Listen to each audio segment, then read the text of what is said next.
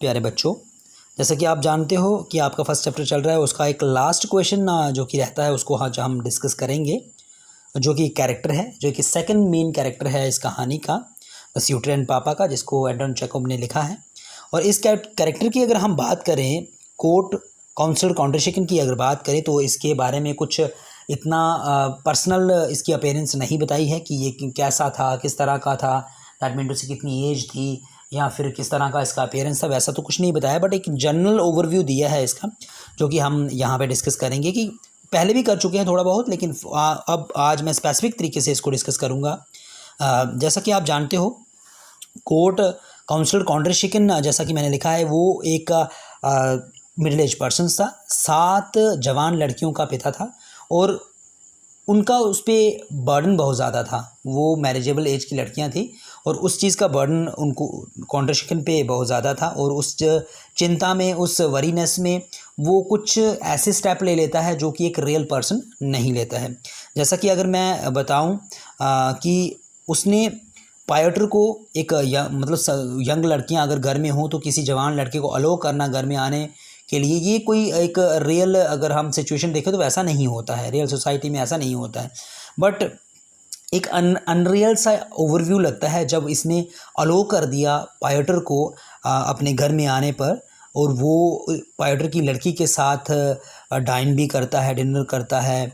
For example रोज़ आता है और ऑलवेज़ उसका आना जाना रहता है, उसके साथ उसके लिए फ्लावर्स लाना, उसके साथ मीन टू से सॉन्ग्स वगैरह, उसके साथ गार्डन में घूमना वगैरह, ये सारा कुछ जो है वो चलता है। फिर भी ये काउंसलर कॉन्ट्रशिकन चुप रहता है। क्यों चुप रहता है? बिकॉज़ वो सोचता है कि पायोटर जो है वो नास्तिया के लिए एक अच्छा मैचअप हो सकता है, एक अच्छा पार्टनर उसका बन सकता है, इसलिए वो चुप रहता है।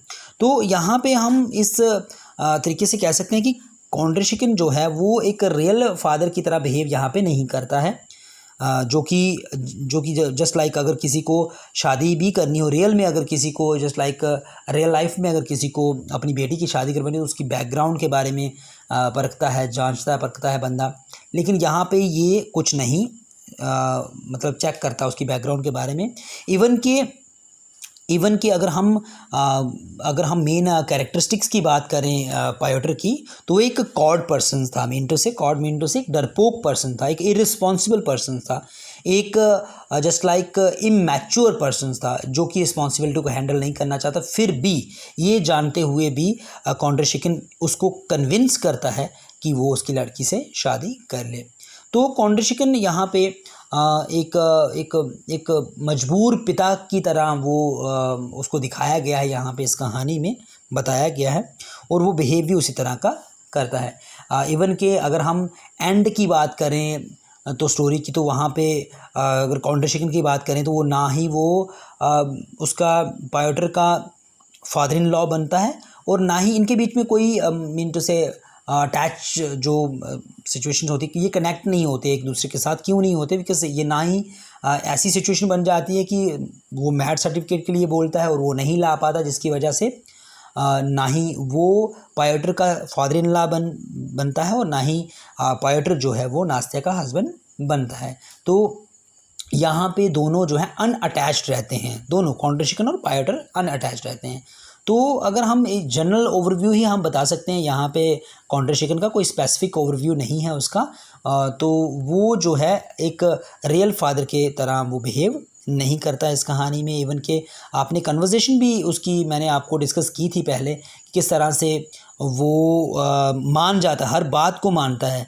जस्ट लाइक पायोटर कहता है कि मैं एक मैड पर्सन हूँ, वो कहता है सर्टिफिकेट ले आओ। पायोटर कहता है कि मैं एक पोअर पर्सन हूँ, वो कहता है आप सैलरी अच्छी लेते हो, इसमें कोई दिक्कत नहीं है। पायोटर कहता है कि मैं कन्विक्ट हूँ, मुझे मेरे पीछे मैं साइबेरिया से भागा हुआ बंदा हूँ, तो साइबेरियन पुलिस मेरे पीछे लगी हुई है। तो वहाँ भी वो कहता है कि अगर मेरी बेटी आपसे सच्चा प्यार करती है तो वो आपके साथ जेल में भी रह लेगी। तो इस तरह का मतलब रवैया यहाँ पे कॉन्ट्रशिकन का देखने को मिलता है, जो कि रियल नहीं लगता है। तो ऑल इन ऑल हम कह सकते हैं कि कॉन्ट्रशिकन जो था वो बहुत ही हरी में था, मीन टू से वो ही doesn't mind handing over his daughters to an irresponsible and immature person, मतलब वो बिल्कुल भी नहीं हिचकिचा रहा था अपनी लड़की को एक इररिस्पॉन्सिबल पर्सन के हाथ में देने से। तो ऑल इन ऑल हम कह सकते हैं कि कॉन्ट्रा यहाँ पे एक बहुत ही मजबूर और एक हेल्पलेस पिता की तरह बिहेव करता है और अपनी लड़की को किसी जिसकी बैकग्राउंड का पता नहीं है, जिसके जो बिल्कुल भी मतलब लड़की से मैचअप नहीं करता, उसके थॉट्स जो हैं उससे मैचअप नहीं करते, उसका मिंटो से वो अपनी लड़की की शादी करवाना चाहता था। तो दैट मिंटो से यहाँ पे वो कहीं ना कहीं रीडर्स की नज़र में वो एक उसका नेगेटिव ओवरव्यू यहाँ पे देखने को मिलता है। तो बच्चों यहाँ पे हमने कोर्ट काउंसिलर कॉन्ट्रा की बात की, उसके कैरेक्टर की बात की, वो किस तरह का कैरेक्टर था। यहाँ पे कुछ मैंने, जैसा कि मैं पहले भी बोल चुका हूँ, यहाँ पे कुछ पर्सनल अपीयरेंस के बारे में उसके नहीं बताया, फिर भी हमने कुछ जो सम पॉइंट्स थे उसके बारे में, सम कैरेक्टरिस्टिक थी, वो हमने ज़रूर कहानी के को रिलेट करते हुए ज़रूर बताई हूँ। तो आपने भी उसको ऐसे ही लिखना है। हम इसके कोई स्पेसिफिक चीज़ें नहीं लिख सकते, बट हाँ, कहानी में जिस चीज़ से ये कनेक्ट करता है, जहाँ भी कॉन्ट्रा जिस पर्सन से इसकी बातचीत हुई, जहाँ भी ये कनेक्ट करता है, वहाँ पे आपने वो चीज़ें इसके साथ इसके कैरेक्टर में ज़रूर लिखनी है। तो बच्चों ये कॉन्ट्रा का कैरेक्टर था, आपने इसको पढ़ना है, इसको रीड करना है। मैं इसके नोट्स आपको भेज दूंगा, आपने इसको लिखना भी है, नोट पे नोट डाउन भी करना है और इसको लर्न भी करना है। तो आगे बच्चों नेक्स्ट चैप्टर लेकर मैं फिर हाजिर हूँगा, तब तक के लिए थैंक यू।